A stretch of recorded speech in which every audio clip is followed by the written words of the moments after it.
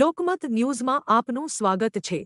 વડોદરા શહેરના ward number 2 માં આવેલ વીર સાવરકર ગાર્ડનમાં નાગરિકોની આરોગ્યલક્ષી જરૂરિયાતોને ધ્યાનમાં રાખીને કોર્પોરેશન દ્વારા કસરત અને રમતગમતના સાધનો સ્થાપિત કરવામાં આવ્યા હતા, પરંતુ હાલ આ સાધનો તૂટી ગયેલા અને અત્યંત બિસ્માર હાલતમાં જોવા મળી રહ્યા છે। મહત્વની વાત એ છે કે લાંબા સમયથી આ સાધનોનું કોઈપણ પ્રકારનું નિયમિત મેન્ટેનન્સ કરવામાં આવતું નથી। સ્થાનિક નાગરિકો દ્વારા સંબંધિત તંત્ર અને અધિકારીઓને વારંવાર રજૂઆતો કરવામાં આવી હોવા છતાં હજુ સુધી કોઈ સંતોષકારક કાર્યવાહી થઈ નથી। પરિણામે નાગરિકોમાં ભારે અસંતોષ જોવા મળી રહ્યો છે। આજે એક જાગૃત નાગરિકે તંત્ર સામે ખુલ્લેઆમ નારાજગી વ્યક્ત કરી અને તૂટી ગયેલા સાધનોનું તાત્કાલિક સમારકામ તથા નિયમિત જાળવણી કરવાની ઉગ્ર માંગ કરી છે।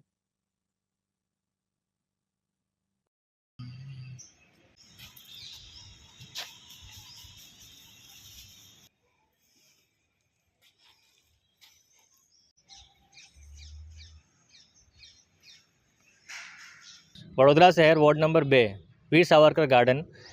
આ ગાર્ડનમાં બે ભાગ છે।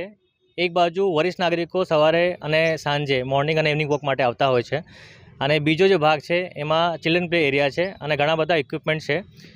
70 થી 80 બાળકો અને 100 થી 200 વરિષ્ઠ નાગરિકો દરરોજ અહીંયા આવતા હોય છે, પરંતુ 6 થી 8 મહિનાથી આ જે ગાર્ડનની હાલત આટલી જર્જર થઈ ગઈ છે અને આટલી ખરાબ હાલતમાં ઇક્વિપમેન્ટ્સ છે કે છોકરાઓને દરરોજ જીવનો જોખમ હોય છે।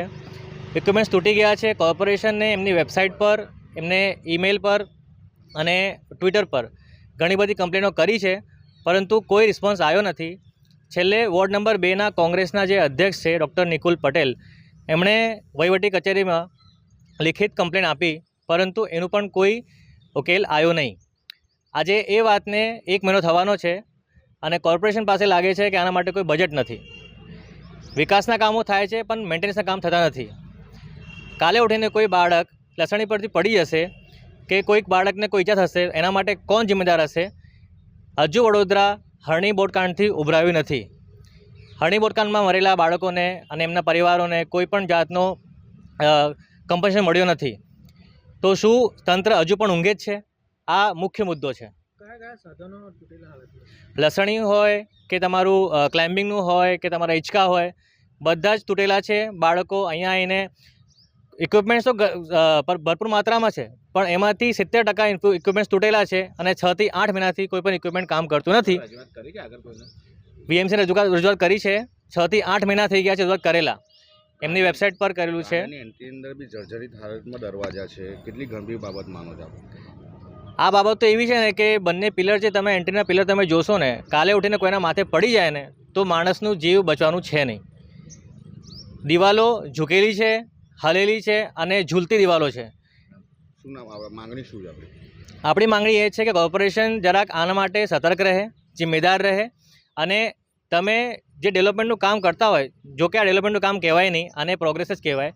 ડેવલપમેન્ટ થતું નથી, ખાલી તમે રોડ બનાવો, રોડ ખોદો, પછી બનાવો, પછી ખોદો, તો એમાં તમારા જે કોન્ટ્રાક્ટર છે એમનો જ ભાગ ભરપૂર થતો હોય છે, એમનો બિઝનેસ વધારે થતો હોય છે, પરંતુ જે વસ્તુ મેન્ટેન ના થાય તો બનાવવાનો કોઈ અર્થ નથી। અને વડોદરા જે પ્રધાનમંત્રી મોદીએ 100 થી 200 સ્માર્ટ સિટી કીધી હતી, એમાંથી જે 2-3 બની છે એમાંથી વડોદરા બી એક છે। અને સ્માર્ટ સિટી હોવા નાતે સ્માર્ટ સિટીમાં વોર્ડ નંબર 2માં વડોદરા જેવા શહેરમાં તમે આ જુઓ આવે હાલતમાં જે પ્લેઇંગ ઇક્વિપમેન્ટ્સ હોય, જે બાળકોને ડેલી આટલો સંઘર્ષ કરવો પડતો હોય, પોતાને જીવ જોખમે રાખીને રમવા આવતું હોય, તો પછી એનો શું અર્થ છે?